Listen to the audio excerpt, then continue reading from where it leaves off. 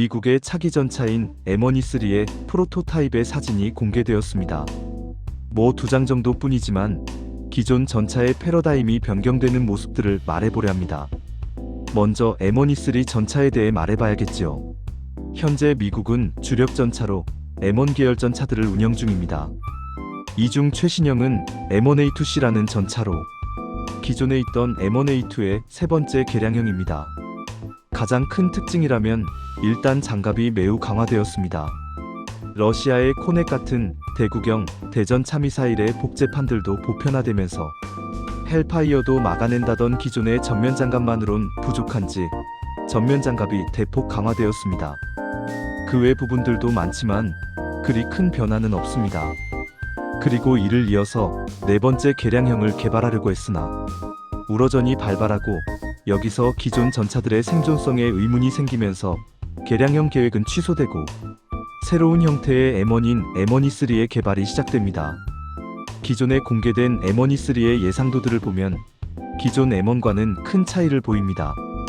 차체 승무원실이나 무인 포탑 운영을 고려하는 등 통상 4세대 전차의 요소라고 불리는 것들이 적용되었습니다. 그리고 공개된 프로토타입의 사진을 보면 차체 승무원실은 확정인지 차체 전면의 상부 장갑이 매우 두꺼워졌습니다. 가운데 있는 홈이 잠금 장치 같고 미닫이문처럼 해치가 옆으로 열리는 방식으로 보입니다.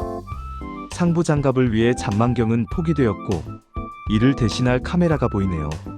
포탑의 경우 프로토타입이다 보니 일단 기존 M1A1의 포탑을 사용한 듯한 모습입니다. 전면 장갑이 포방패보다 뒤에 있는 모습이지요. 그리고 좌측 전면에 속이 빈 구조물이 있는데 나중에 뭔가가 설치될 듯합니다. 아무래도 생존성 향상을 위한 장비가 아닐까 하는 생각입니다. 일단 프로토타입이라 개발 중 시행착오들을 거치면서 더욱 구체화될 겁니다. 그리 되면 저 모습과도 다른 모습을 보이겠지요. 그래도 일단 컨셉은 확실해 보입니다. 미국은 4세대 전차로 갈아타겠다는 의지도 보이고요.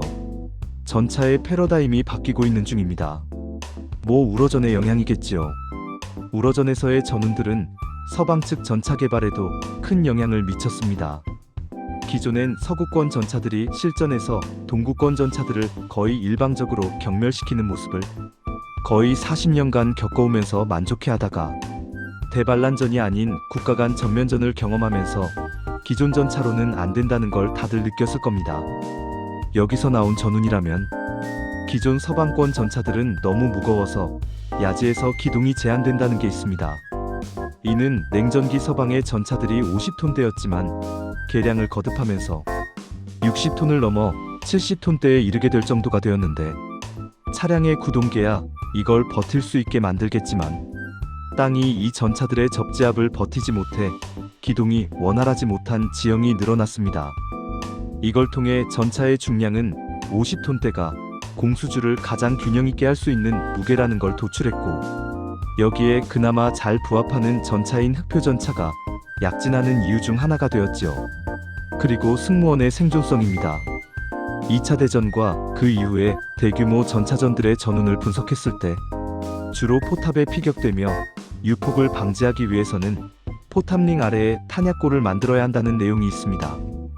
그로 인해 헐다운이 강조되기도 했고 지금탄 몇 발을 제외하면 대부분 차체 탄약고에 탄약을 적재하였습니다만 일이 되면 지금탄을 다 사용하고 나면 조종수 옆에 있는 차체 탄약고에서 꺼내 쓰는 불편함이 생겼습니다. 여기에 대응해서 나온 게 버스령 탄약고인데 포탑 후방을 탄약고로 해서 기존보다 빠른 장전과 전투 지속력을 확보하고 기존 차체 탄약고는 연료통으로 만들어서 항속거리와 공간장갑 개념으로 사용하는 방식입니다.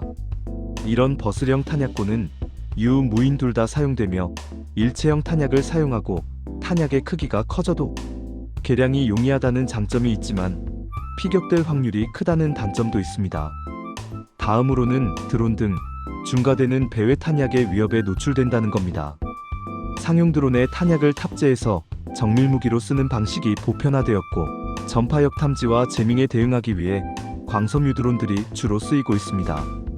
이런 드론들이 전차 상부는 물론이고 포탑링 아래쪽 등을 노리면서 이에 대한 대응책이 요구되었고 기존 대전차 미사일을 방어하기 위해 만들어진 능동방어 체계들의 대드론 능력도 부여되고 있는 중입니다만 비싸니 모두 장착하는 건 어렵습니다. 그리고 이런 단점들은 보완되고는 있지만 계속 우러전에서도 보여지고 있고요. 뭐 이런 점들이 반영되어 각국의 차기 전차와 전차 개량에 참고가 되고 있습니다. 원래 자기 피로 배우는 전운보다 남의 피로 배우는 전운이 제일 싸지요. 그런 것들을 적용해서 새로 만들고 있는 전차가 M1E3라고 봅니다. 무인 포탑과 차체 승무원 실을 통해서 생존성 향상과 중량 감소를 노리고 하이브리드 기관을 탑재해서 생존 장비들에 대한 전력 공급과 엔진 소음 감소, 연비 향상을 꾀하는 기존 M1과는 다른 모습을 보이겠지요. 근데 차체의 크기와 포탑, 생존성을 생각했을 때 기존 버스령 장전장치보단 동구권과 비슷한 차체 내 자동장전장치가 도입되지 않을까 생각합니다. 우러전의 전운 중에 서구권 전차들은 동구권 전차에 비해 정비성이 떨어지고 고중량으로 기동성에 제한이 있으며 고폭탄 부재로 진지에 대한 제압력이 떨어지며 버슬형 탄약고의 경우 상부 탄약고를 공격당하면 무력화된다는 게 있지요. 이에 반해 동구권 전차의 경우 자동장 전장치가 승무원실 아래 차체 쪽에 있어서 상부를 공격당하더라도 그나마 안전한 편입니다. 기존 동구권 전차들이 유폭되는 사례들을 보면 그냥 장갑이 약해서라기보단 포탑 승무원실 내부 곳곳에 짱박은 예비탄들이 유폭된 경우들이 많거든요. 그리고 큰 차체를 토대로 훨씬 대구경의 포를 사용할 수도 있지 않을까 합니다. 예를 들면 과거 소련에서 연구되었다가 취소된 오비액트 447A의 경우 차체 자동장전 장치를 탑재하고 152mm 활강포를 탑재했었습니다.